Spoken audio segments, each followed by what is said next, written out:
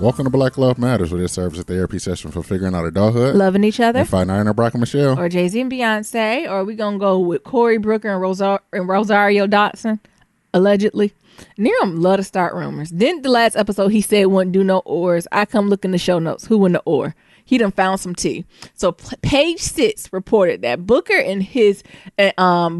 has gotten closer with I almost said alleged actress with. That came out shady. With Rosario Dawson, who is an actress. The pair was first spotted catching a movie together on January 3rd. Damn, Page 6 don't be playing, do they? No. They were seen again at a Broadway show. Witnesses claim Dawson was singing I Love You, Te Amo to Booker while they were backstage for a meet and greet. Booker's love life has been a hot topic, especially since he's the potential presidential candidate. Being a single man could hurt his White House campaign, according to relationship expert Susan Winter. What you think about that? What? That Rosario Dawson and Cory Booker.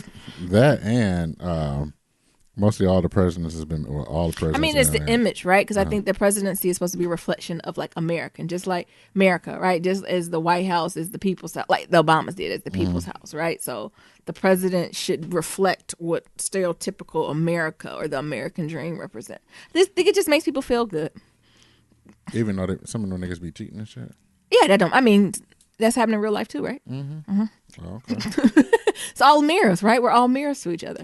Exactly. But I think in some areas, I mean, it's a level of safety there, right? It's a level of like, well, somebody chose him, so I think he okay, right? Like, it's something there unspoken.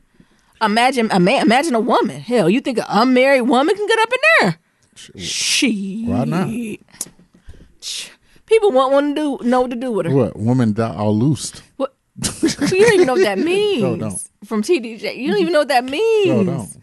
Do better, Nero. But no, I think a man has a lot better chance of getting it than a single woman in the presidency too. Also, I think it's just the unknown. People newsy.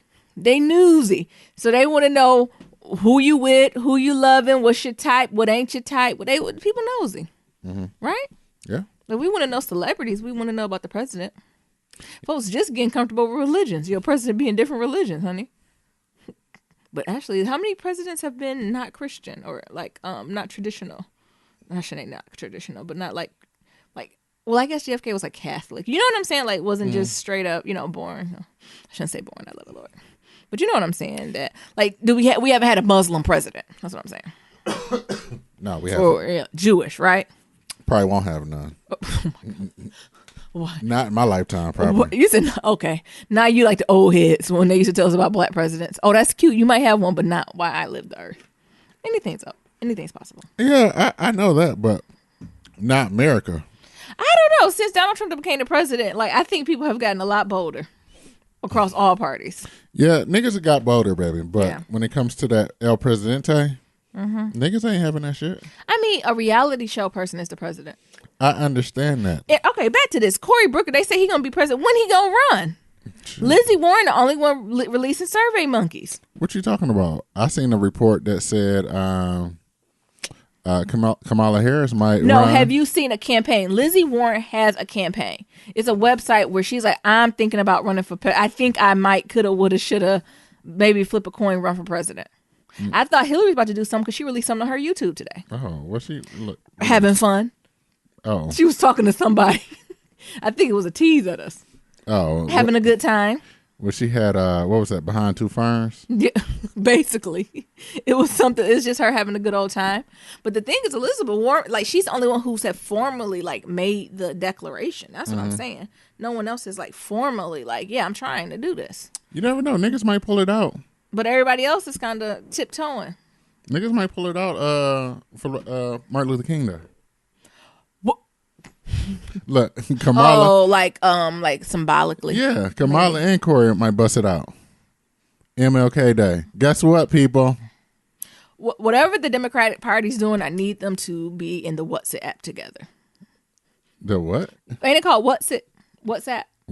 What's it called? WhatsApp. Yeah, I need them to communicate. Like, I don't want Elizabeth Warren to be surprised that Kamala Harris is running for president. Like, I don't want Elizabeth Warren to be walking down, New Hampshire Avenue. And they be like, Kamala Harris running for president. And just her. Who is, what? Yeah.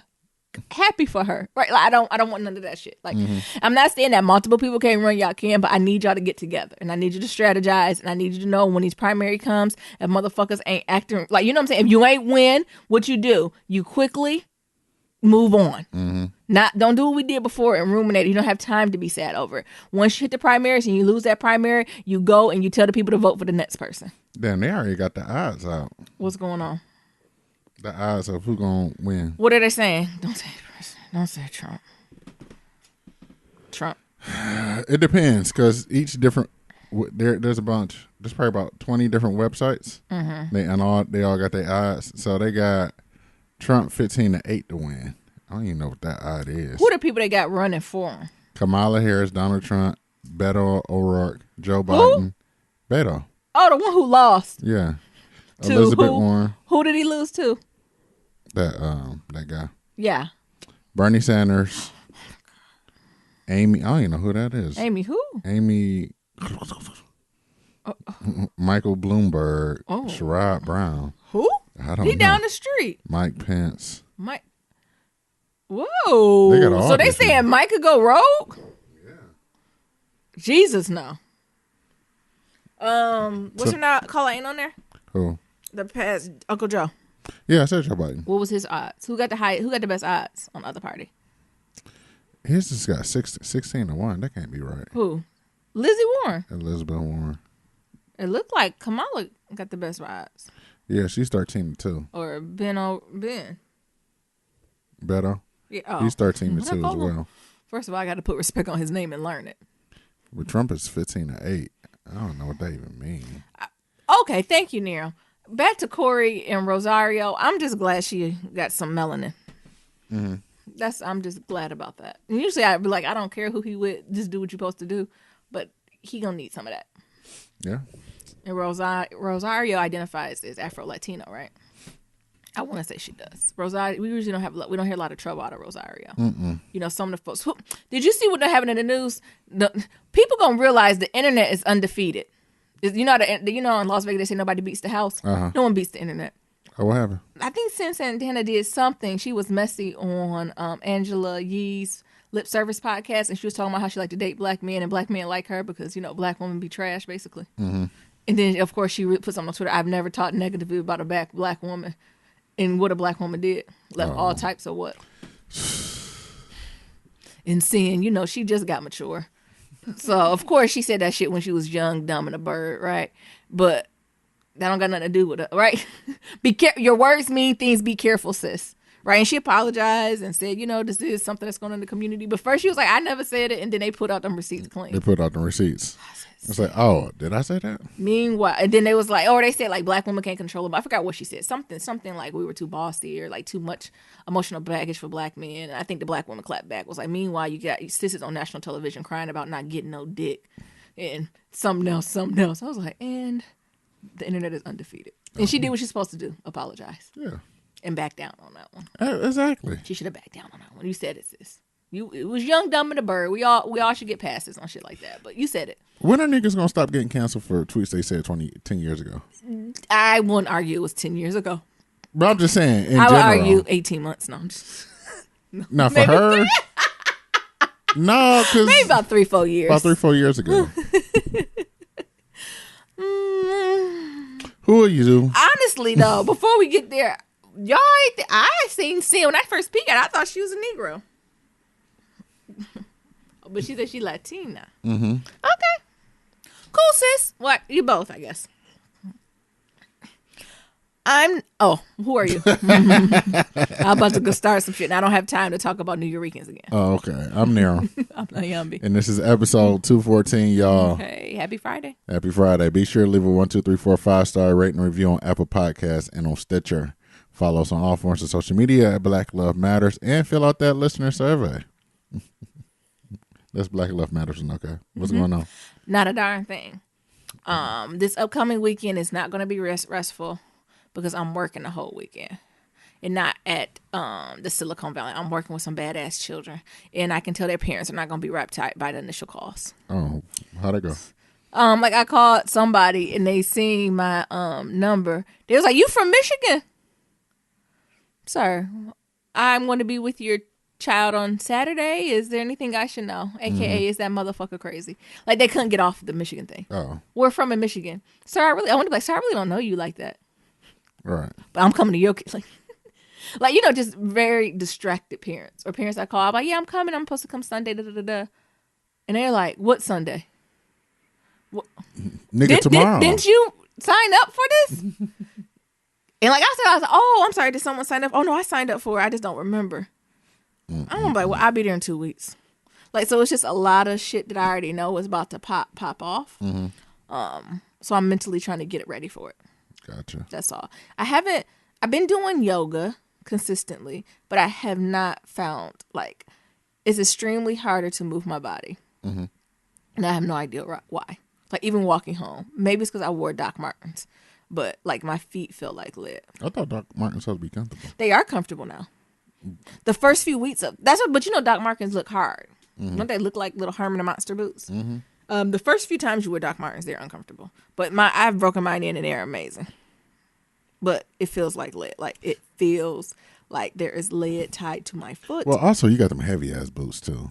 They ain't even no regular Doc Martens. Them bitches heavy. What you mean? I stubbed my toe on there. I almost bent back my pinky toe now. So I want to try to do that because I promised myself I was going to do it. And I just don't feel good in my skin. Like, I don't know. I want to get moving. And I don't know how I'm finding motivation to do so. Nearums? I feel a little tired, a little blah myself as well. Really? Yeah. I think I seen something on Instagram. There was like January was a bust. Two things. It was like January bust. I'm starting a new year on February 1st. And somebody else was like 2019 already done got fucked up. 2020 gonna be my year. And I wanted to be like, +1. +1. Shit, +2. Yeah, plus 1,000. Me too, sis. Your January went to the shit too. Just feeling a little blah. Also, energy a little low as well. So I've been working on this article for the past couple of days, and and I sent it to the people. It was one of my first paid article this year, right? And it's like, we wasn't really looking for that. And it's like, well, shit, these are the prompts you gave me. Yeah. And it's like, oh well, can we have an edit? Yeah. So like working on that edit and shit, right? And just like, I spent a lot of time working on this, and you just turned around that quick, and it just being something that I personally have to deal with, right? Other than that, like you thought you was gonna submit what you put in, and thought it was gonna be good. Oh yeah, nigga, how many first jobs, graduate school, undergrad degree classes you submit your first paper you think is good, and what happens? Oh, I already know that. What happens? Tell the people. They say you trash. And you submitted your first freelance article, and you thought it was what?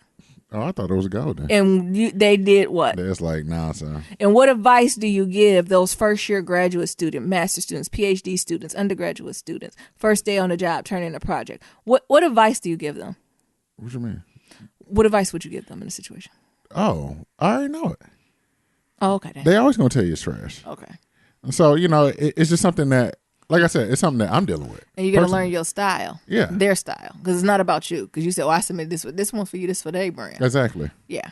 So, like, I know that, but it's just me. Well, what happened to the first draft then? Or that draft you sent? I thought I was hitting the mark. Oh. I thought I hit the mark. Just like those first year grad students? Yeah. Oh, okay. And the thing is, I had other people read it and shit and everything. So I got feedback. But no, like I know that. So that's just something that I'm dealing with personally, right? Yeah. Like this wasn't a course correction. This is just I ain't say it was no. Telling the kind folks of Black Love Matters. That's gonna be my new thing. No, because that's Mabel's course correction. One no is to what is it? Direct, and two no's is direct in correction. No to you. We're not playing this shit. So things y'all don't know about Nyambi, she started taking like the dog training shit and started putting it in real life. I apply it to everything. Everything in my life is interconnected. So you know how Nyambi be like all set? We got that from dog training. We got that from dog training with Desi. When the people was like, yeah, you feed them treats, and then you be like, all set. You mean you're just done. And then you clap your hands. I do that to people in real life. You just clap your hands and you show them your hands like, I ain't got no more treats, and the dog's supposed to leave you alone. That's what I do to humans. So now Nyambi just be walking around telling people like, all set. And I'm like, don't you all set me? I all set, I move my hands. And then she be like, all set. Look, this is her clapping her hands. All set. No, I'm not all set. And it works for people. I do that work. I'm all set. And people leave. Now she's trying to bust that no shit. Hell no. Not going to happen. That dog training is lit. It works. No. Correction and redirection. What are we talking about now? I'm not playing with you. No. And then other than that, like, just, the R. Kelly shit that went by, the docuseries that went by, I'm like, just trying to process that because it was a lot, right? And I know a lot of people are like suffering through some PTSD and, old memories and things of that sort. So, it was something that for myself just to allow grace for that type of thing because like and it's for a ourselves. lot. Yeah, because it's like you do that shit, you look at it and it's like mentally draining. Yeah. And like, I was talking to Nia about that. He's like, yeah, that's why I don't watch, real life type shit like that because I know it's real and I can't allow that shit to like affect me. You have to protect your peace in every way you can. Right. And I can only imagine a number of ways it was triggered. Right. Sometimes I even think about to the people who, because I've been reflecting on it, like why more people haven't came forward about, the R. Kelly thing, especially like the black men in the business. Then I got to thinking is like, maybe they got, of course not, maybe not to his level, right? But what if they got skeletons in their closet?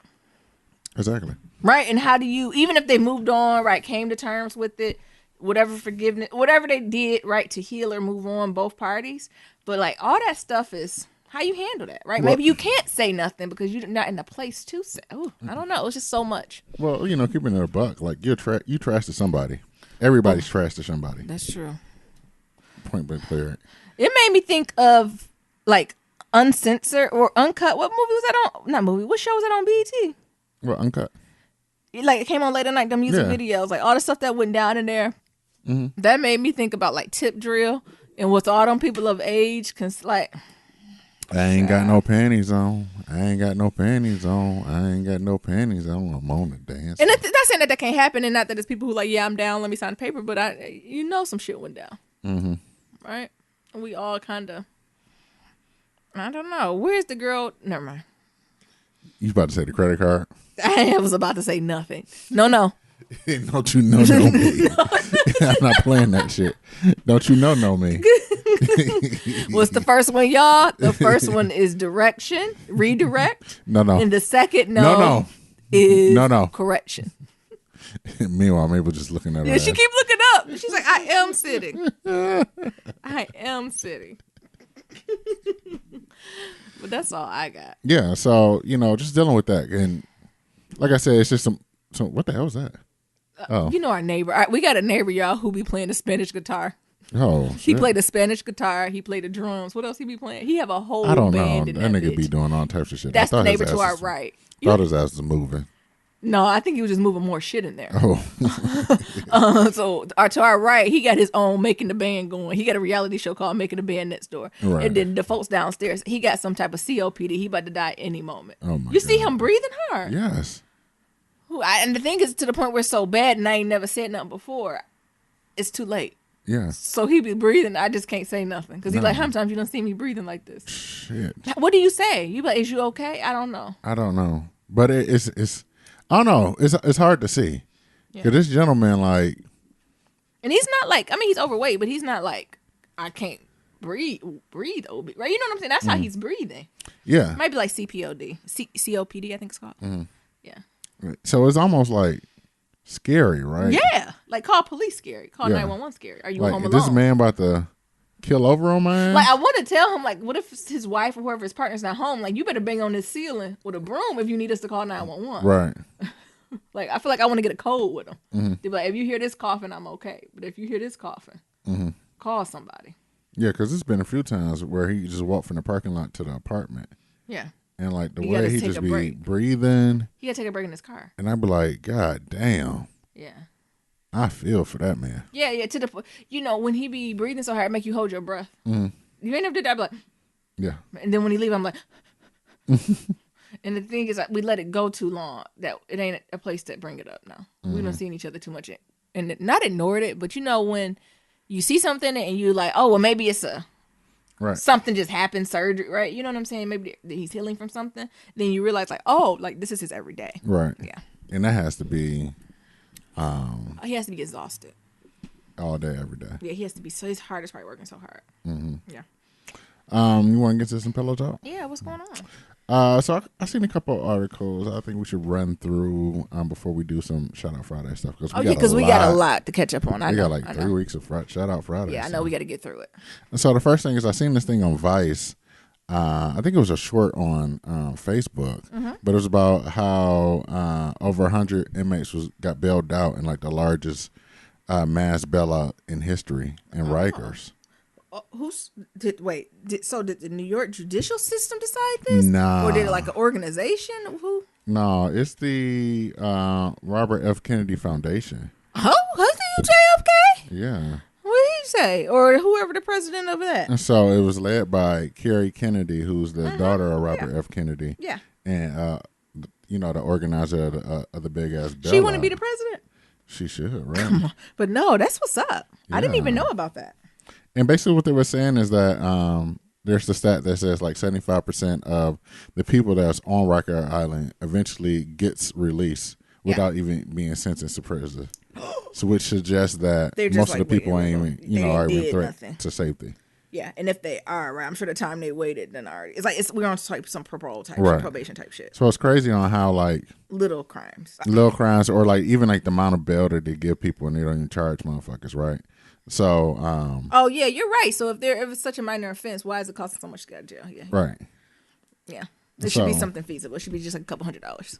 And so they did this thing, and I think it was a lottery system. From what I seen from them, they just pretty much let the people decide, but she didn't say the people. So I'm thinking if it was like the inmates or the CEOs or things like that. Hopefully not the CEOs. I think she said that whoever applied, we tried to make something bail them out. So, oh my God, that's amazing. Imagine the lazy niggas who ain't do it. Right. I think one of the things that was crazy is that I think in New York, there's a rule that you can only bail out so many people at a time. What? First of all, as long as my money goes, should be as much as I can. Look, now I'm American white man. Well, however fucking much money I got is mine. And so they had like this big ass rally where they was like giving people like, all right, we're going to give you this cashier's check. To go straight to a name and the person's number to bail them out. Y'all not going to run off with our money, right? Yeah, because people try you. Yeah. That's beautiful. Mm-hmm. I wish I could have helped with something like that. And I think out of all of it, I think out of the 100 people that they bailed out, I think only 15 people skipped bail. But still, you're going to get niggas like that. What, 15% or something? Yeah. This probably was some stupid shit for anyway. Yeah, so they continue they're planning on doing like more stuff like that. Good. But also just saying that how they're trying to change legislation where the bail system's all fucked up. So New York won't have the bail system.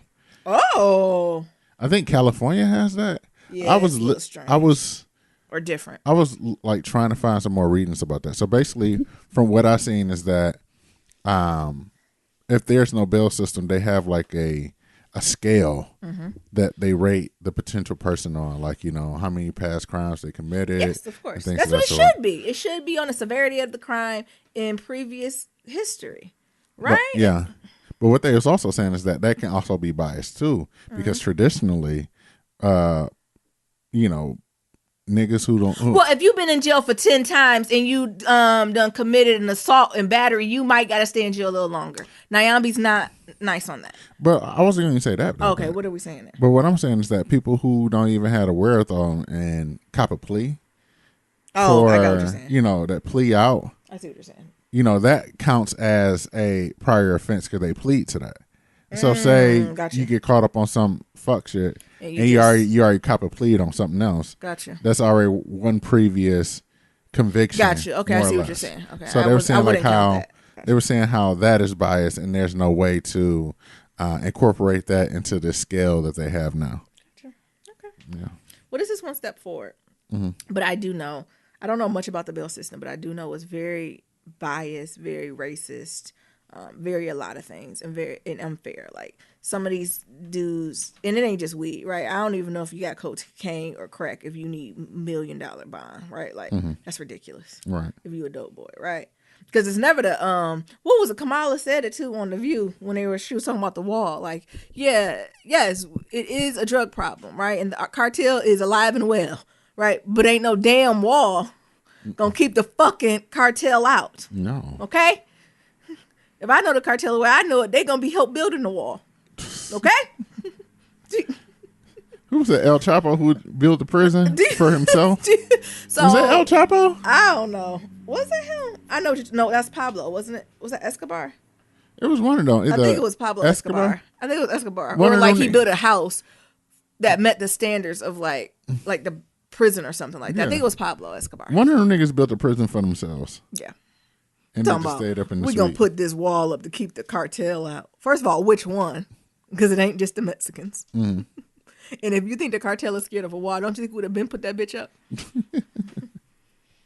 Like, does he think he's the first one who had... let's get real talk. Does he think he's the first one who had the fucking idea to put walls all up around the United States border? No. Honestly? No, that's not it. He's not the first one who thought of that shit. He's not the He's first just one either. the first one to say it out loud and try to move it forward. He didn't do any research on it. He's not even the first one to even think about the wall. Have nigga heard about the Berlin Wall? Oh, okay. Did you say the Great Wall of China? Like, none of these shits work. They never end well. Shit, London had a wall. Like none of these shits work. They don't work. Walls don't work. Them bitches will come down. And people, if I know people, I know they're going to bring it down by their hands, honey. Shit, didn't one empire end because of the wall came down? Yeah. Shit. So that's just the shit that I'm like, just stop saying dumb thing. And who are the people who are falling for the shit, right? Like who? Yeah, keep the birds. What is it? The cartel and the rape is out. What the hell? Cartel is getting in on boats in Miami. I was gonna say they walking in with passports. That's what I was gonna say. They American now, honey. Like they walking in with blue passports. And y'all ain't paying the TSA people. They the ones who check it. They don't give a fuck. What is that? I think that's the United States spelled wrong, honey. What in the... What? Is this a bootleg passport? Exactly. It's missing an I. You know what? Speaking of passports, I think this is very random. So we just got our passports renewed. Yeah.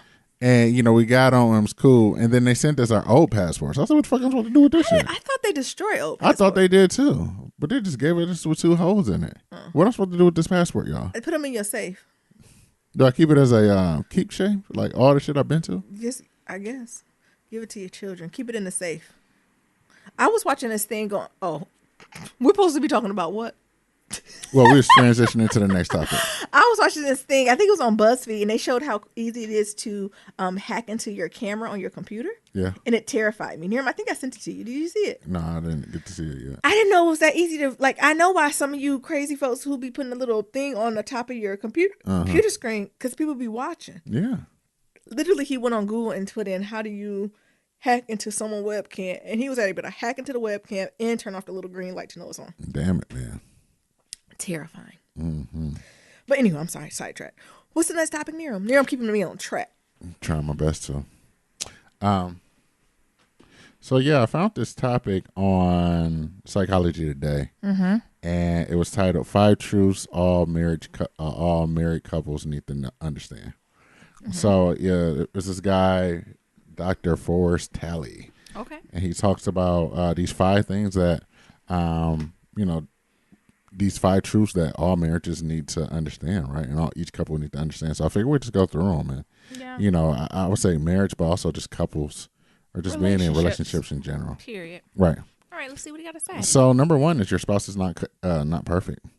It says great marriages are not made by having perfect spouses.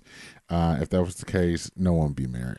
I mean, I think that's something that's to be said in folks that are a little bit in younger relationships, right? I think the older I get, that's just the realization I have that no one's perfect, right? Except the Lord, thank you, right? But I think when I was younger, not even just with you, but in any relationship, you put people on certain pedestals, right? So I think when you're younger, you put your parents on pedestals, or people that are in authoritative roles or leadership roles. You put them on this pedestal till you start living a little bit of life. They're like, oh, they just me, right? Like, every sinner got a future, every saint got a past. Right. So I think that's something that comes with life, right?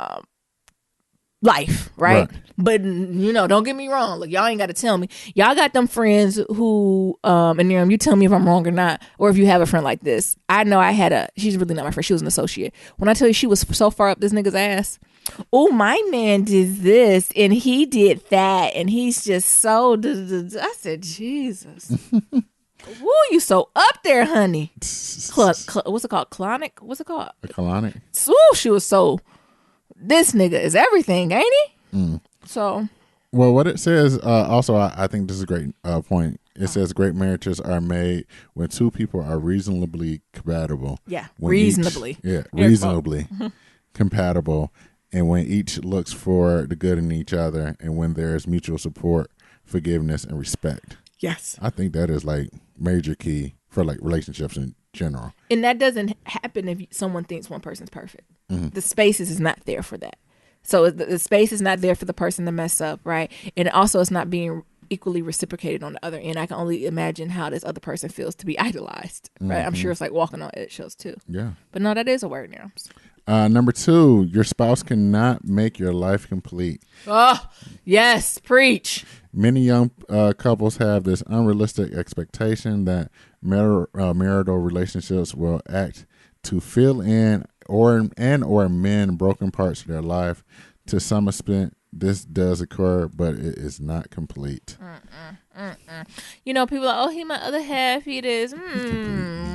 I think it's very important for you to be very complete on your own, and this person comes in and enhances or highlights, or like it makes life happy, right? Yeah. It shouldn't be the end all be all though, right? Like I don't think it's nothing wrong, because I don't want to skew too much on the side to be like, you need to be, don't worry about that nigga or the bitch, right? It's not about that, right? That. But what I think a good point is here is that they can't be your best friend, your counselor, your motivation. They can't coach, be at all. Your substitute father figure. Yeah. If they all that, you will be disappointed, and you will resent like everything, right? Exactly. And the thing is, they might be a couple of those things, but they cannot just be your end all be all. And the same thing for you. You can't be that for them. But that is something that's very true. I think I seen an article, or it might have just been a think piece, honey, about someone who be like, my spouse is not my best friend.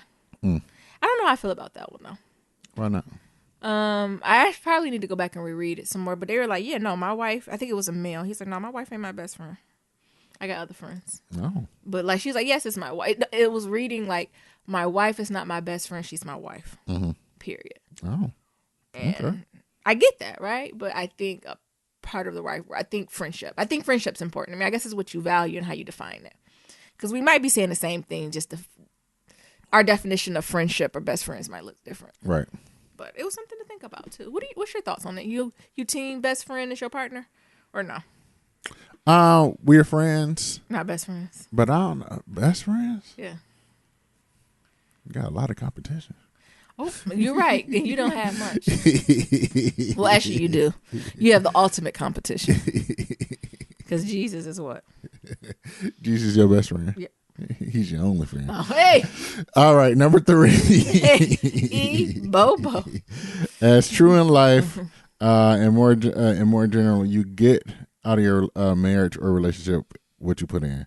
So if you invest time, thought, energy into growing a stronger, healthier relationship, you're likely to be rewarded with a terrific relationship. What are your thoughts? I get what they're saying, right? I think that's what I think if both of you are doing this. Mm-hmm. But I think if it's some one-sided shit, you in for some trouble, right? So I think that's why I got to be that grace-based covenant that you make with each other. So each of you, maybe you might not be putting whatever you're putting in at the same time, but the commitment is that us together as a collective, right, we're going to put this forward, right? That goes again to the people you see folks in relationship who be busting their butt, right, to make the relationship work and the other person sleep. So I don't think this is a guarantee. I think that is true. It's like the saying, what's love got to do with it, right? It takes more than love to make a marriage work, right? And I think that's a piece of it. Okay.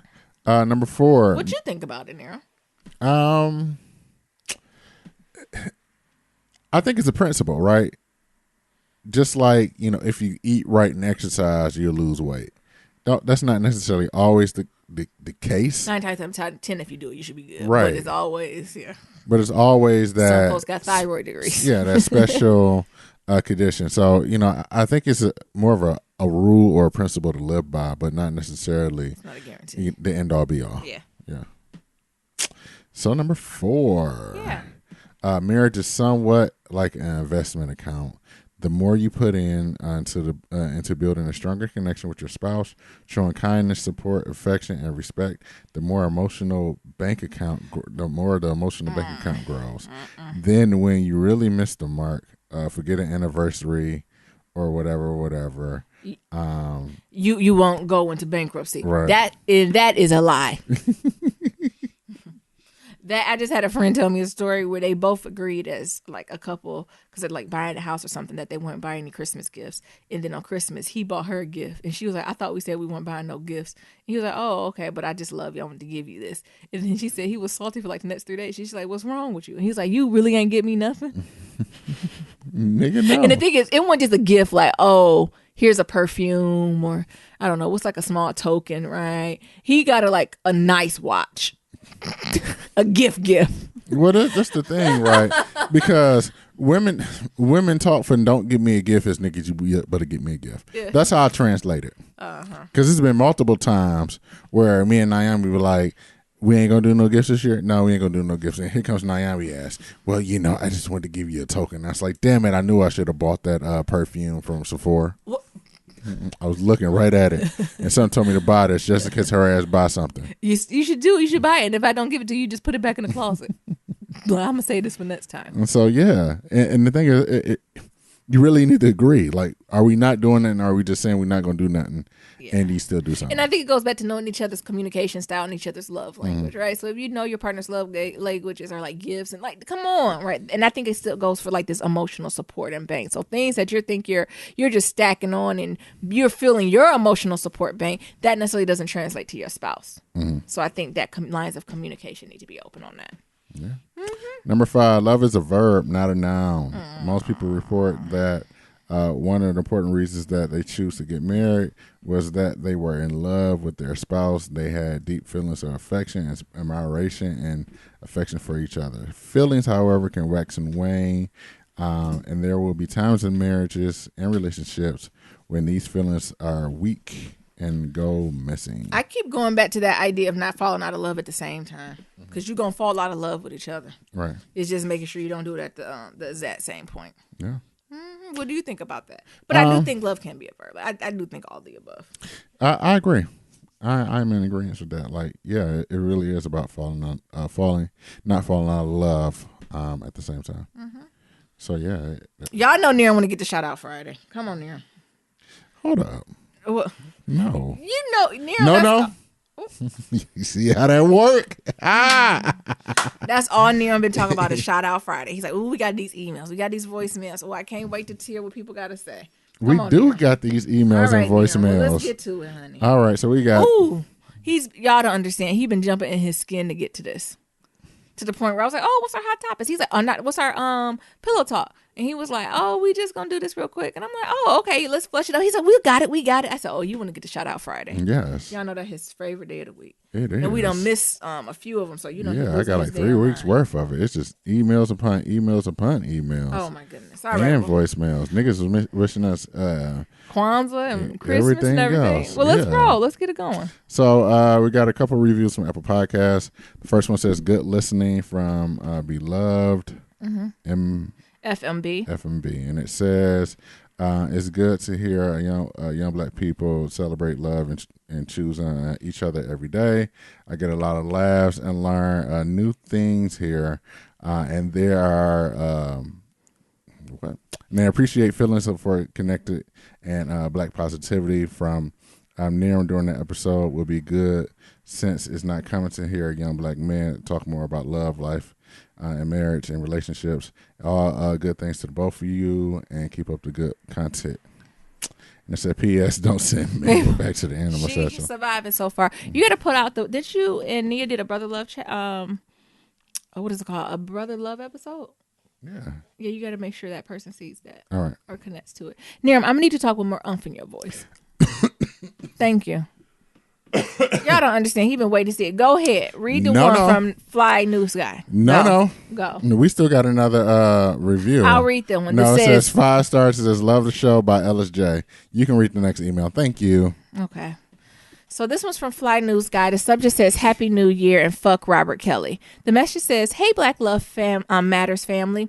Long time no hear from your favorite Black Twitter cousin, Fly News Guy. Sorry I've been MIA these couple weeks, but these colonizers had me fucked up this holiday season, working 12 days back to back. What? They didn't give you not one. They only gave you Christmas off, honey, in the New Year.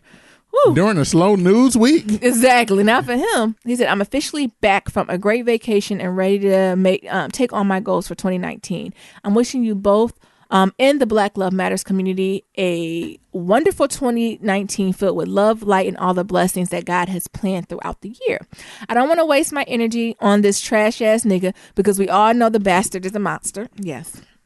What really pissed me off about this entire docuseries is the reaction from, air quote, friends who are now ex-friends based on the stupid shit they posted online. We all know the Aaliyah story, the pissing story, but shockingly, those last 2 episodes from 2015 to present should have been eye-opener for the entire Black community to, air quote, cancel Robert Kelly.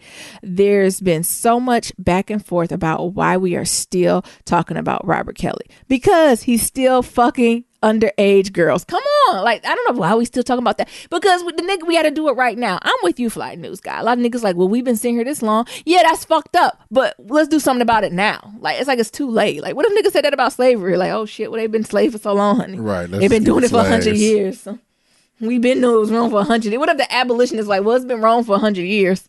Let's keep it going. No, fix it then. Anyway, for myself, it's literally a slap in the face to see friends justify his actions and victim blame these women for telling the truth. I personally don't mind sharing my truth as I am a survivor of being sexually assaulted as a child. This happened to me when I was 7 years old and I didn't openly talk about it until my early 20s. It's a shame that we need this series to have an open discussion about this topic that's been happening and continues to the present day. Community, please have a healthy, open discussion with your children that it's okay to tell you anything. There are times when children are sexually abused and afraid to tell you because 1, you won't believe them. 2, the abuser said they will harm you. Or 3, they're looking out for your, air quote, best interest because the abuser said they will hurt or kill you. To anyone listening, if you've been a victim of sexual assault, speak your truth. I know those conflicting thoughts go through your mind every day, but speaking up will give you so much power. Know you are not alone. Peace and blessings, Fly News Guy. That's a word. Thank you, Fly News Guy. And this is something we have to talk about in our community, like familial, like sexual assault, like all this stuff happen, right? Yeah, it does. Like even among kids, right? Like we need to have conversation of what's happening. We need to give like verbiage to what these things that are happening, right? Like all this needs to happen. Yeah, I agree.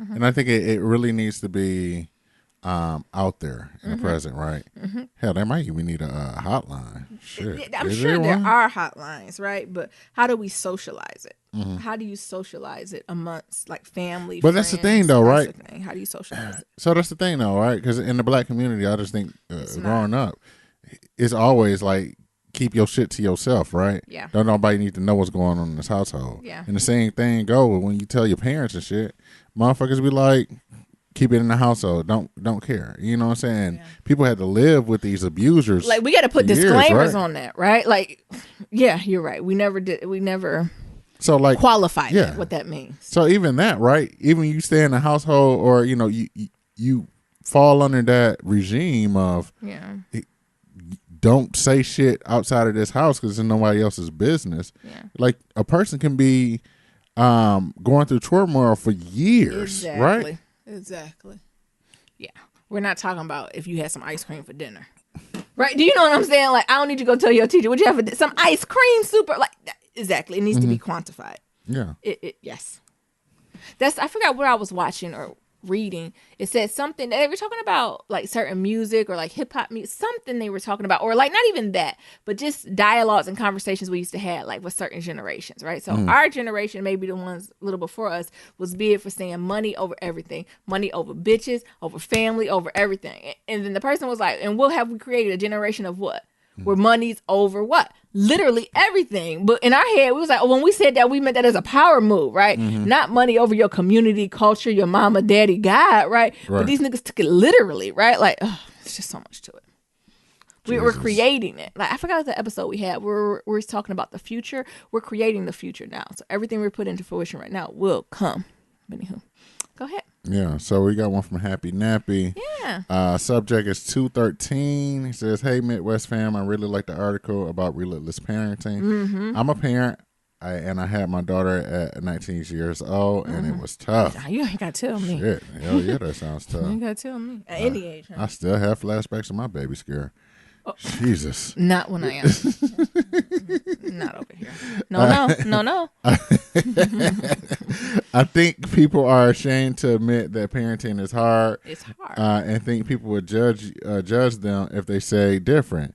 Hell, I didn't tell anyone that it was easy, and definitely not in this era. I don't think parents are equipping their child with real life skills.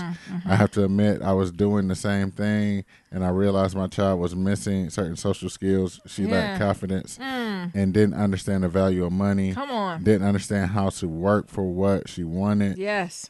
She just was book smart. Just book smart wise. Yeah. I realized I was feeling guilty because her father was not in her life. I went to grad school and thought I would give her all the material items her heart desired. That shit was not the answer. Come on. She said that shit was not the answer. I got her some counseling and started to cut out her electronic devices and replaced that with life lessons, including incidental teaching. Come on, sis. Life got so much better for her and myself. I place high expectations on her, of course, academically and socially, and real life skills as you need it all. She's always saying, "Mommy, nobody's parents are doing that stuff but you," and I'm like, "That's okay." Because I'm not their mama. I'm giving you as much knowledge about life as I can before I set you out in this world without my hand. Yeah. Honestly, I love my children, but wouldn't have children on my own as I would want to be the guiding light to others. I feel like black folks feel like being a mom makes you whole. Ooh. I don't believe that everyone is meant to be a parent, and that's okay. Come on, Happy. That is a word what she's saying, right? We're filling these kids up, right? And, I try to be careful right like this because I don't want to parent. I don't have any children. But, this is the outsider looking in. Even being a nanny, half the time these kids just want you to sit down and talk with her. Half the time, y'all, when I be a nanny and the kids ain't climbing trees, they just want to sit at the kitchen table and talk. That's literally, we don't be doing puzzles and paint shit. The parents done live all types of shit for us to do. Puzzles, painting, cross, like all this shit, right? And we literally just talk. So what you want to do when you grow up? What happened at school, right? And of course I get the, nothing, fine. But I prod. You've been in school, so I was like, do you have friends? Right, and I don't assume. I don't say who's your best friend. I said, do you have any friends? And sometimes the kids say yes, and sometimes they say no. Right, and the ones who say yes, that's the ones I'm really ready to dive into because I know they're a talkative motherfucker, right? But in the ones who say no, I say, oh, how that make you feel? Right, we done had some deep by the end of the night, they giving me a hug. Oh. Right, like, so it's something more about just being there, right? Being present. And them knowing, like, I see you. Huh? Now I'll be out here raising them kids. I guess I'm at least for 3 hours. 3 hours on a Saturday. But it's something to that, right? Kids just want to be seen or know that you see them. Does that make sense? Right? Like, I think it is something to that. And not to put the academic stuff aside and not to put the other things aside. But it has to be a balance there. Yeah. Right? I feel like through those conversations, that's when the expectation of academics comes out. And to context why. Right? It's so much bigger than getting into a good college. Right? And I think that's what the kids' end point is. Oh, I just want to get into a good. Right. Like, you got to I went reframe to the U of M. conversation. Child. And nigga, what? Yeah. So I think in those spaces you're able to have those deeper conversations to say why school is important and what is the purpose of school and how people do, like, you know, there's different learning styles. Like, that's when you have a little bit deeper conversation, and you'll be vulnerable too as a parent. Right? And sometimes as a parent, it's okay to say, you know, sometimes I'm hard on you because I want you to have the best, right? Because I didn't have the situation I think is better, right? Like, you know, or like even with 5 News guys, this is when you open up the conversation to say, but if you feel as if I'm pushing you or like it's not, you don't enjoy it, we need to talk about it. Yeah, I might have to go ahead and break that out. Like, all right, you know, the reason why Daddy got 15 locks on the doors for Christmas is because somebody stole my shit. Yeah. Oh my God. During Christmas. I'm not. No. What you mean? Read the next one. What's the next one? This one for you. No, come on. This one's from Tiffany and says, hashtag shot on a Tuesday. Shout out. Oh. I told you this is for you. Hey, Nero Nyambi, before I get into the thick of this, let me just give y'all y'all roses. Oh, thank you. I absolutely love the show. The relatability is unmatched and so appreciated. Between the former Boxster Chronicles, nannying and colonizer, and working with the babies in tech, and the stories about Uncle Joe changing label, I am constantly dying laughing. Nyambi, when you start going in and being on that fire, fire for the Lord. Yes, ma'am. Hashtag shot on a Tuesday. I gotta let folks know. Needs to be a thing. Can we get some merch? I'll put that on the shirt for y'all. I appreciate both of y'all's appreciate both of y'all for what you give to the culture. Now on to the Relentless Parenting. Y'all let me know, school me, honey, because I don't know. My husband and I have 2 beautiful sons, 4 and 7. While we are months. 4 years and 7 months. No, it just said 4. Oh, 4 and 7 months. Hold on. There's a difference between being 7 and 7 months, Nero. 4 months and 7 months? Or no, 4 years old. 4 years old and 7 months. Oh, 4 and 7 months don't add up. It just say 4 and 7 months. You're trying to get somebody caught up. That's what you're trying to do. For real? You're trying to get people on Lil Wayne shit. Look, I don't pitter past nobody. You leave their business alone. Keep reading. Black love is ever evolving. Get no shit started. While we 100% want to pour everything we have and more into our children, relentless parenting is not something we subscribe to. Yes, our children will be participant in extracurricular activities, but they will do so on their terms, i.e., when they show interest and desire. Yes, we limit screen time and encourage outside play, but shit, we bought the damn tablet for a reason. And we like TV. And I was going to say, how as a parent, you got to sneak and watch the shit? So I got to sneak in my own house. Jesus. Yes, we will always be there for our children. As a matter of fact, we already had the what happens once you turn 18 talk. But regardless of a gap year straight to college or no college at all, they will need to do for themselves. Do something, right? Something. Yeah. We will assist to make the transition smoother, but we shall not be paying full rents and utilities. Rents with a Z's. They said rents with an S. Rents with an S. And utilities with an IES. Because the parents is doing it. I've seen it.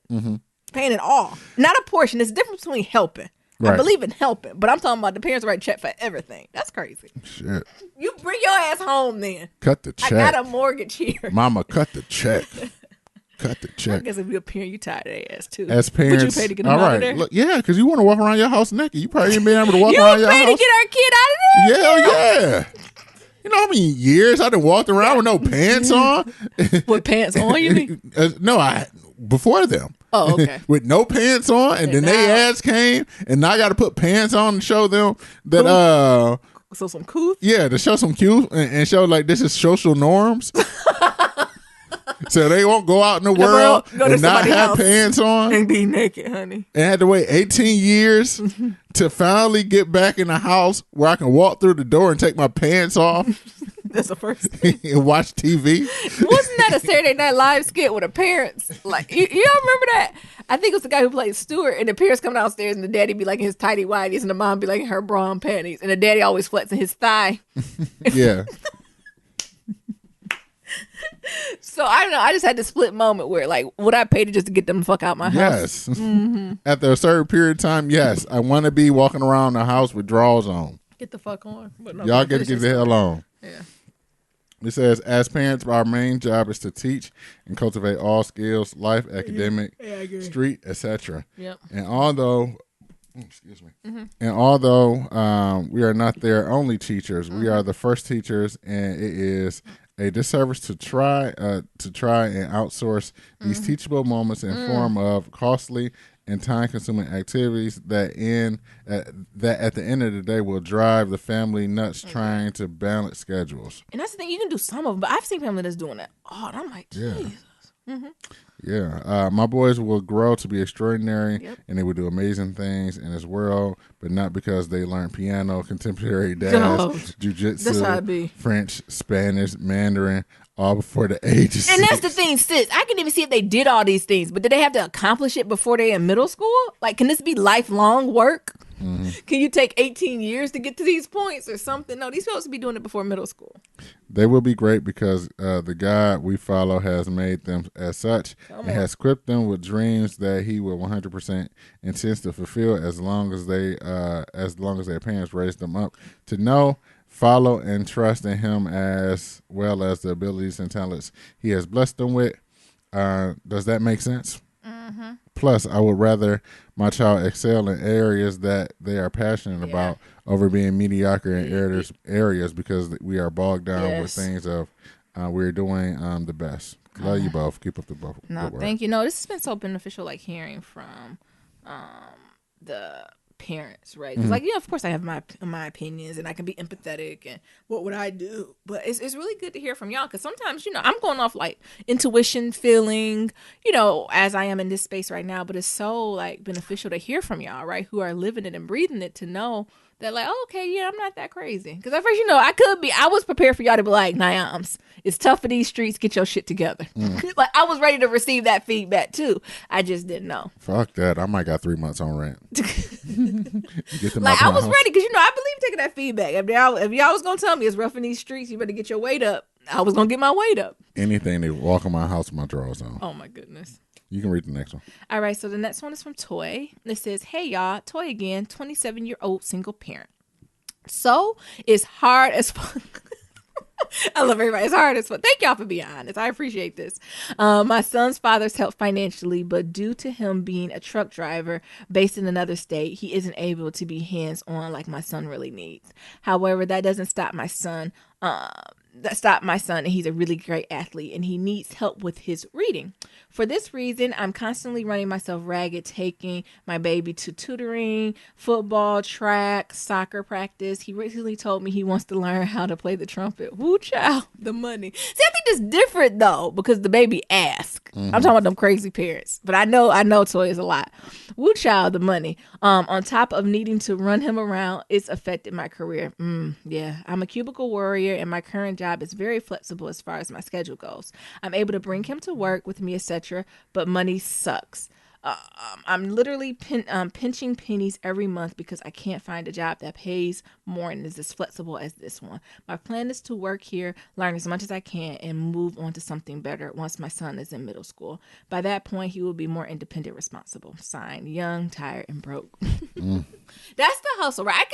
I could digest this a little bit more, because the baby's actively engaged. Like, Toy, you ain't going crazy, but like, listen, nigga, this is what you're gonna do. But it got to be hard, right? Ooh, like being by yourself. You playing all the sports year round. And these heavy, the only low lift sport is track. That ain't low lift. You know how many track meets niggas be having? Oh, you talking about travel? I'm thinking about utensils and tools, because that trumpet is big as hell. It's big and loud. I'm thinking of that area, and like soccer with the balls and the pads and shit, like that's, and football with all that. I'm thinking like lots of shit. And I thought track was something you just show up with your shorts on. And every time, what's the chub and the cream? You put a little piece of cream in some new shoes. But still, I guess you're right. Track meets, they be it's a lot more meats than it would be like football. A lot of meats. Yeah. You got to find your community, sis. You got to do some. And soccer. Ooh, Soccer your has a whole lot. weekend, all your weekends be booked up. What do you mean weekends? The morning and everything else. Shit. Morning, evening, noon, night. And I bet he funky too, ain't he?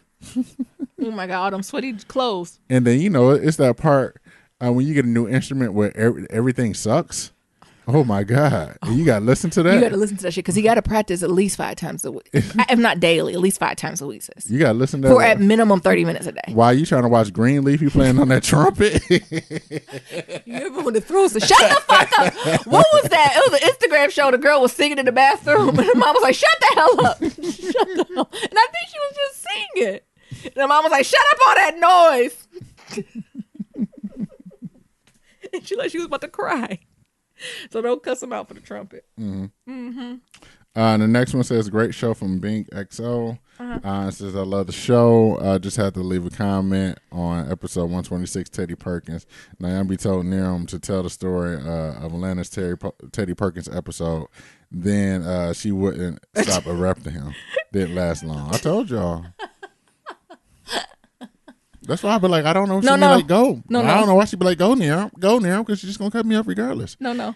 Go. Come on. And I'm like, okay, what I was saying was like, damn. Formulate thought. After you, my dear. You can read the next one. Alrighty. The next one is, tell me what the name is. It I'm going to say V Dunlap. What? V Dunlap. Oh, V Dunlap 912. The subject says, our lack of. The message reads, "Happy New Year, fam, and congrats on your new baby, Mabel. As everyone probably watched the docuseries, this literally pressed on my spirit and made me totally look at a lot of people in and out of R. Kelly's camp as complicit in needing jail cells right along with his." I agree. As I sat there and watched the whole series, I kept coming back to these grown-ass men, women, and law enforcement that gave these girls to the devil.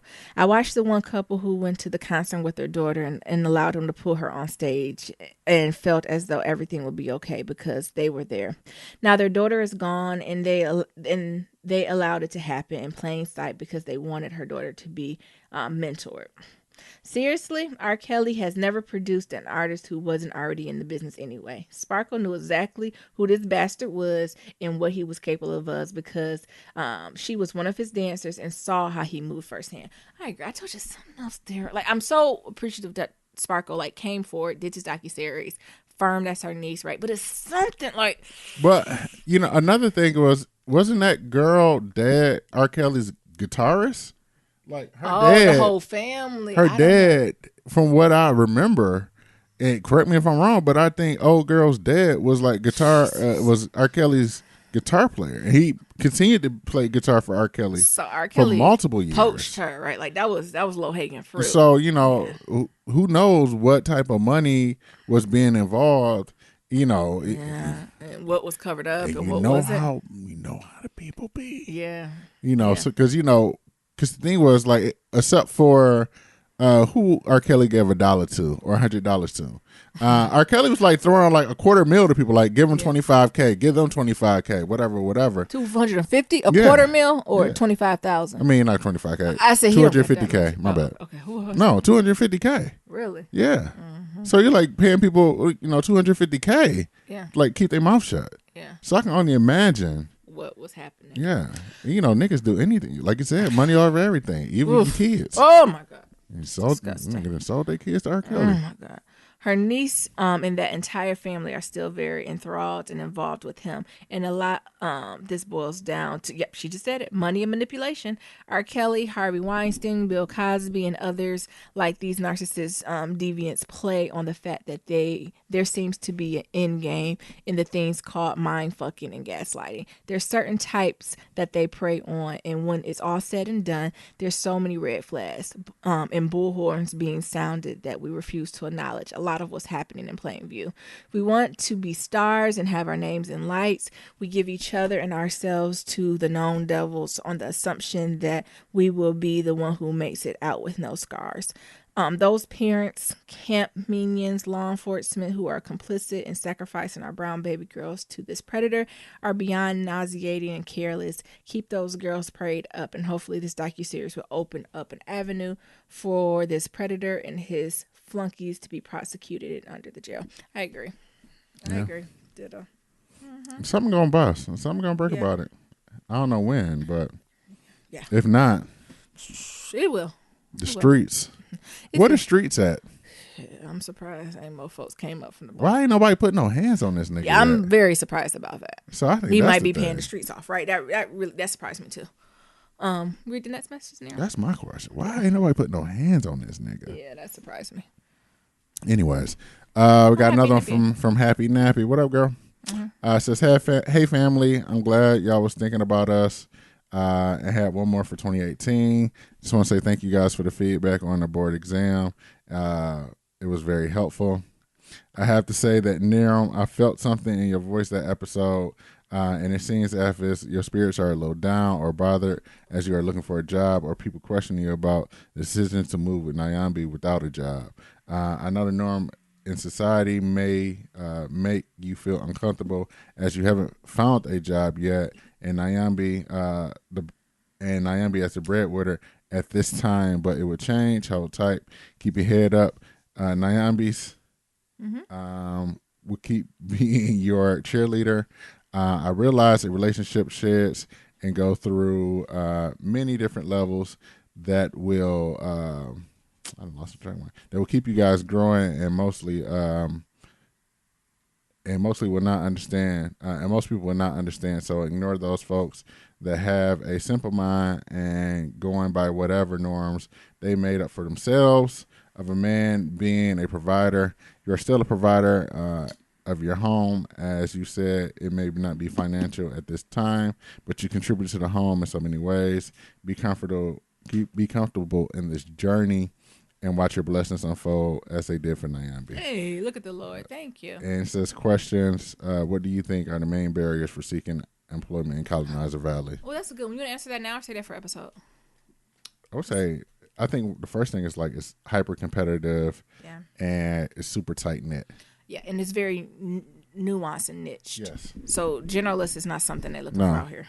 Yeah. And like based off my field, like I'm more of a generalist than like having like a super niche down thing. Like they're looking for the person that's like, This is all they do. Nyambi has spent 15 years Doing, mentoring kids, Yeah. blah blah blah. And they're like, okay, we can use that type of person to mentor our kids. Yeah. Blah blah blah. Because these folks are in a junior position. Like that's what they said. They was like, wow, you've been in this role and you've done higher ed for X amount of years. Yes. And not only have you done it for X amount of years, you've studied. So you're an expert when it comes to student development, which translates to folks between the ages of 18 and 29. And this is the demographic of the people we're working with.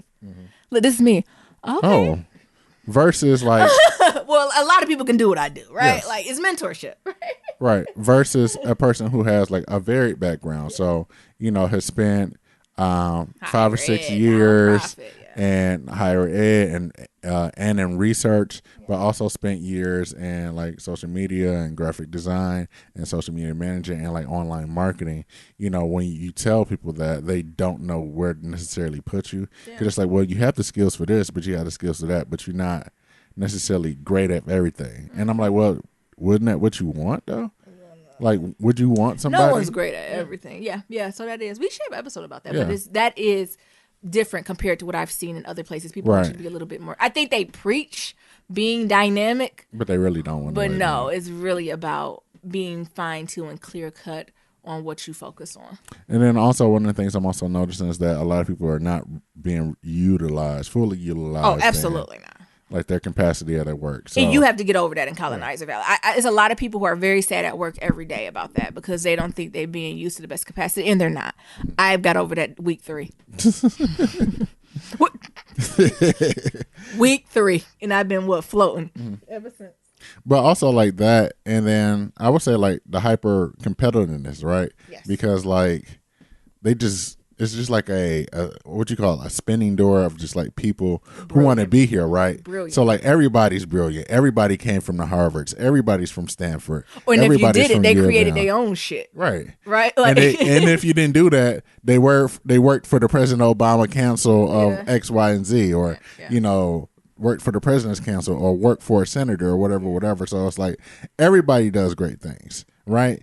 And like they're great without the tech company. Right. Like they're great without the tech company. Yeah. And then you just bring in like I want to say a regular nigga, but a dude that's just like worked hard, worked in startups and did great things in that. And it's like, oh, they don't know how to brand that. They don't know where to do that, because the thing is, all these tech companies are growing now. So you have to remember the framework of these tech companies is they weren't supposed to go bigger than startups, right? So they weren't supposed to be bigger than a couple hundred, maybe a couple thousand people. And all these companies are now hitting the 100,000 mark. So if we're talking about the Facebooks, if we're talking about the like Googles, if we're talking about the Amazons, if we're talking about like all these, they're reaching, like, they're not startup companies anymore, right? And if you put all these companies together, like, you can't find a million, what's the person who created something? Like, you ain't a million Jeff Bezos. Right. Right. There's not a million Mark Zuckerbergs. Right. And I think that's the thing, right? And now they're getting to the point where it's like, oh, well, we can find other folks to do other things. And they're not, I don't think a lot of companies are equipped to know what that looks like and function. So I just think about, let's use Jeff Bezos for example. Pause. He getting a divorce. Yes. Whew. If Evan was cheaper to keep her, and she been with him for 25 years, and No Amazon prenup. is only 20, and they have no prenup, and he's the richest one in the world, is it in the world, or Yes. he's the richest man in the world. Get your money, Mackenzie. Go ahead.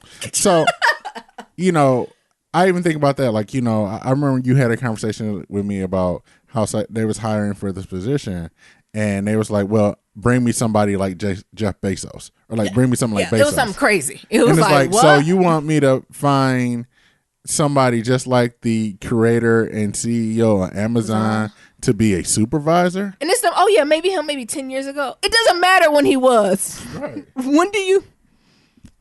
So It's no more of him. So it's like that type of mentality that, when you apply and you submit your resume, and especially when you're not a junior level. To be an associate director. Right. That's not.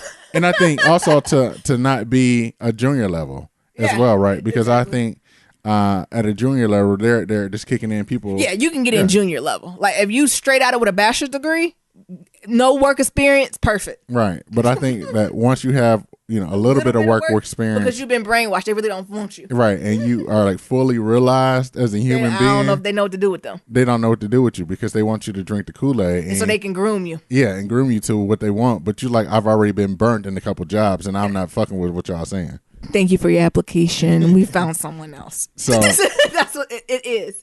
And being on my side of it is absolutely a game. But eventually that bubble's going to pop because we need, not just my company, but all the companies, big, small, the big six, all of them need to hire more people. Right.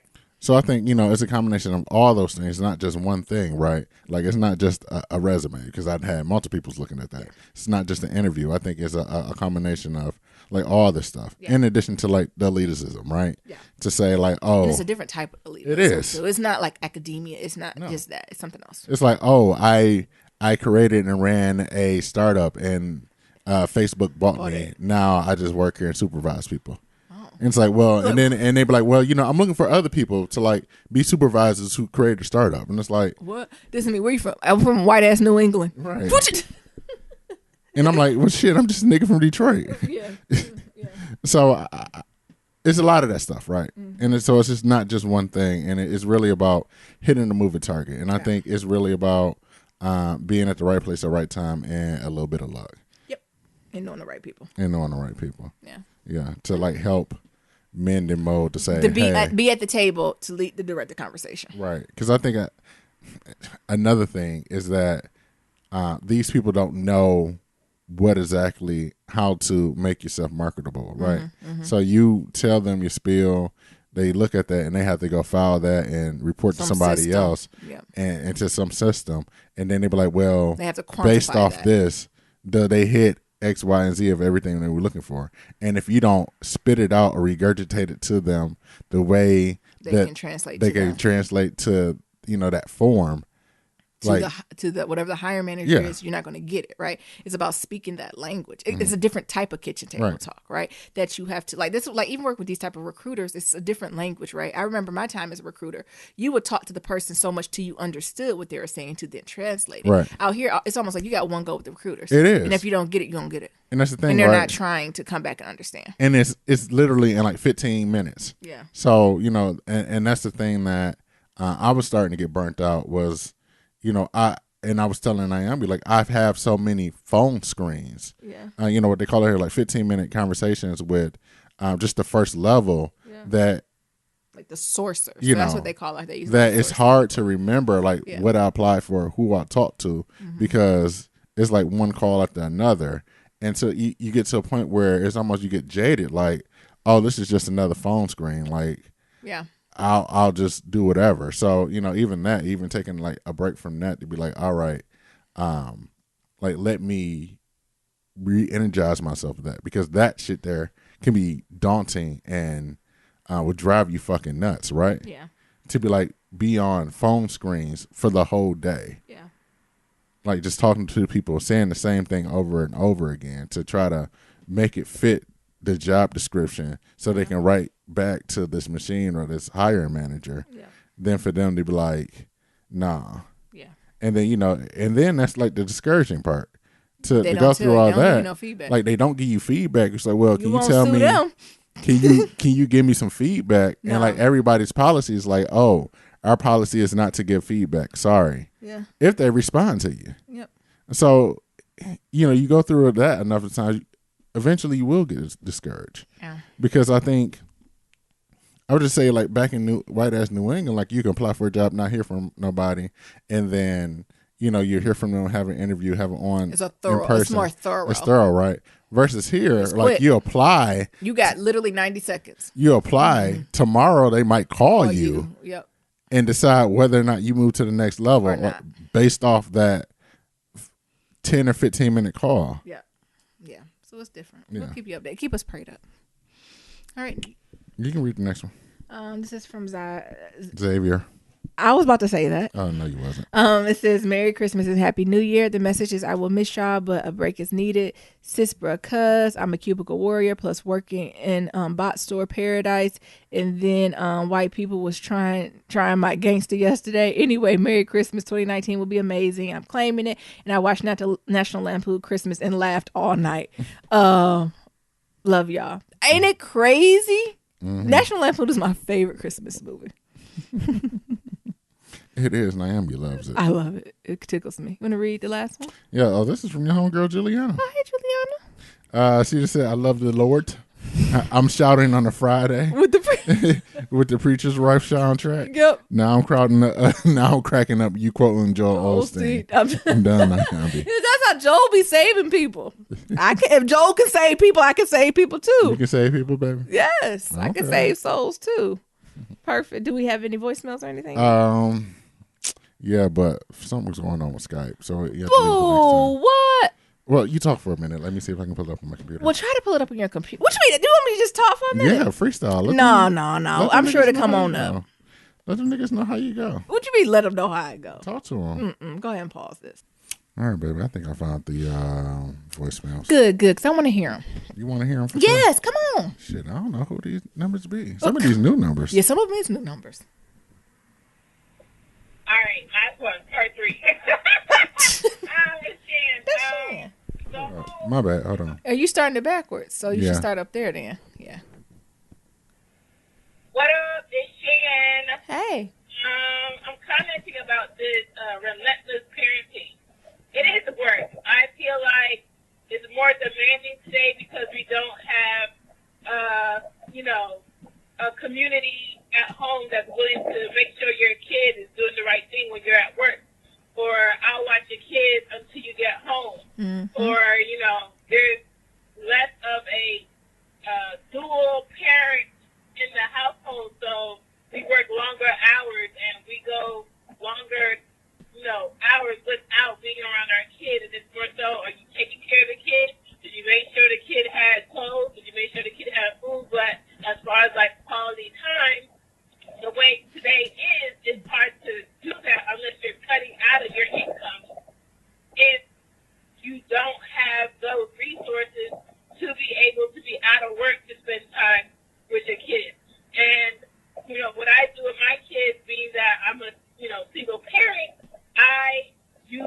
all the hours in the day. Like if we're at home, we're working on a puzzle. While we're working on the puzzle, last night I was asking, my 5-year-old, what's 2 plus 2? What's 1 plus 1? Things like that. Like we have to try to mix everything up in order to save time. And I think back then was a different time, and now, people are more relentless and they don't have any morals. So I got to teach my kids, also how to be a good person, but also how to protect yourself. What's not right. But we have to do it on a higher level because they don't know who to go to. They don't know who to go to for a police officer. They don't know who to go to for a teacher because those people are not morally, living up to what they're supposed to do. And I'm going to cut this off before I I love how she timed. You preaching a word though, Shan. She came back, right? Okay, good. Part 2. This Part is 2. Relentless Parenting topic. Parenting right now costs too much damn money. Like, I was looking at charter schools in the kids' booklet for Georgia, and these people are talking about $29,000 for the year, $59,000 for the year. For what? My child is in elementary school, so I feel like whatever school you send your kid to today, you're going to have to also be that second teacher at home. You're going to have to teach them their true history. You're going to have to teach them, their math. You're going to have to teach them, their comprehension. Because let's face it, these kids are not into spelling things for themselves. They're into Googling things. And I don't want, my child to not think for herself. So I have to teach her those things on my own. My child is in pre-K. I tell them if, she doesn't want to nap, please give her a book to read. She's reading on the 2nd grade level. Why? Because I took that time out to make sure that she's familiar with certain words. And I think more parents have to do that. Also, when it comes to daycare, one child is $100 a week, and then the next child, depending on their age, if they're 1 and they have to, be pampered, it could be $200 a week. So imagine putting out $300 a week for 2 kids working under a certain bracket of money. It's hard out here. So I understand where a lot of parents struggle today. And preparation, you can think you're going to prepare for all you want, but you just never know what comes with kids. Nobody is ever 110% fully prepared to be able to take care of a child. You may be partially, or you may just have money out the woohoo, but when it comes to your time, you probably... It is something to that. Shannon is pretty... Shannon need to do a book. I know, right? She did. No, I told... play instruments. Does my kids play piano? Do they play sports? Do I have time to take them to soccer? Things like that. I don't feel like that is completely going to make or break your kid if they don't do it. But at the same time, quality time will make or break your kid if you don't share it. So anytime I'm going on trips, my kids are going with me. Anytime I'm going to the museum, my kids are going with me. Yeah. I think if the more you expose your kids to diverse environments and culture, the better they're going to be off. Right now, socially, a lot of these kids are going to be awkward because they're using so much technology and not personal interaction that they're not going to know how to be in a room without those pieces of technology. Yeah, that's the And crutch. so I spend Sundays where I'm completely quiet in the house with no TV, no phone, no music, and just chilling out with my kids because they need it. And I feel like that's when the day is. Thank you. That's All amazing. right, I'm out. All Bye. right. Bye. No, it's right. That's why I wanted to have a conversation. I feel like folks ain't talking the real because, like, I don't even have no kids, and I'm like, shit. I'm starting to add up math. So, do they need hard. all of that, right? And I get some of it, right? But all of it, Every single bit of it. yeah.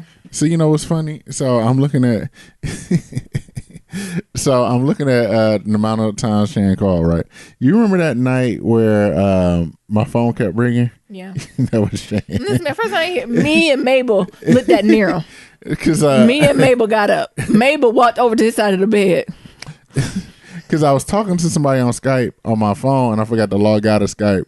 So the phone was ringing, and it was like 3 a.m. our And time. he's not moving. And No. me and Mabel are like, sir. Naomi, Near, who is that? Nigga, I don't know. Somebody calling on Skype. I said, it's probably somebody from Black. I was like, it's probably Shan. And guess who it was? Shan. What else? Because he calm. He's sleeping through all the bright lights and the Right. ring. And me and Mabel are exhausted. And so now I just turned off the Skype off my phone. Let's see here. I don't know if we listened. This one's from December 19th. I don't know if We we might did. have listened to that one. Let's see. Okay. Because is this Sir Jeffrey? Oh, they said no thank you. Somebody was walking. Are you about to... I think they made a mistake. Oh, okay. They left another one. Let's see. I think it's a mistake. Oh, they just butt dialed. Yeah. Let's see. This is new number 2. Let's see. You be skeptical of the new numbers. You can't be like that, Neroms. Hey, Nirams and Sura Nayandi. Hey. It's Trinisha from the DMV. I think I I heard was this one. just calling because I wanted to say Where you at? I miss you guys. Sorry about Oh.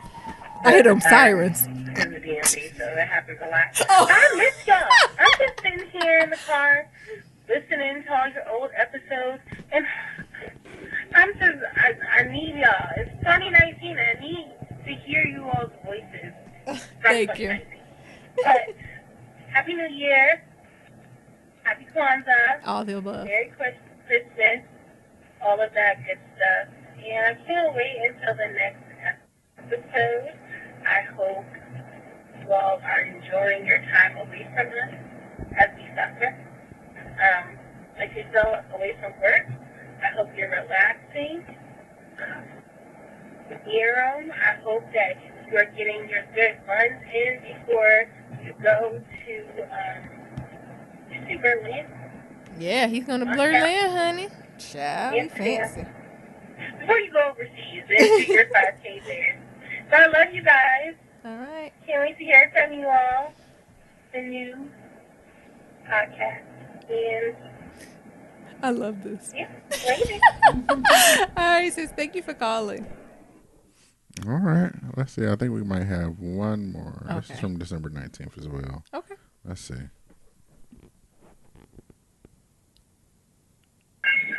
Hey, Hey. Chairman Iombi. It's Carlos Dillard. I was dying laughing.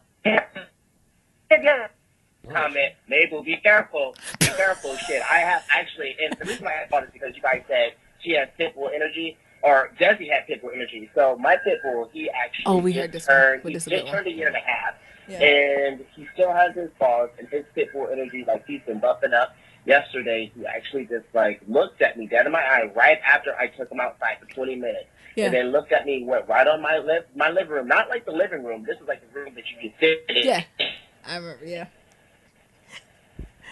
Because the dog sit and tried the shit out of him. You can't hit them type of dogs. You gotta meet petty with petty. So Yeah. he slept on the concrete all night. But yeah, that pit bull energy is something else. But I just want to reach out to you guys. I remember that keep one. doing keep up the great work. And I can't wait to listen to some more episodes. Yes. Carlos be talking to me and Carlos be having that same energy because sometimes some dogs will try you and you got to try them better. Mm-hmm. Oh, my goodness. Well, I said since we had this prong collar, Oh, yeah, it's been different. she a different dog now. Yeah, she is a little different. She just be chilling. Mm-hmm. She'll be fucking around. Easily. All right, that was a good episode. Wonderful episode. To submit your Black Love story, go to blacklovematters.com. To submit a question for Kitchen Table Talk, shoot us an email at blacklovematters@gmail.com. To leave us a comment about anything that we talked about today, head on over to that website. We also got that email, and we have SoundCloud and that voicemail at 508-784-1111. That's 508-784-1111. Talk to y'all later. Remember, Love is ever evolving. Peace.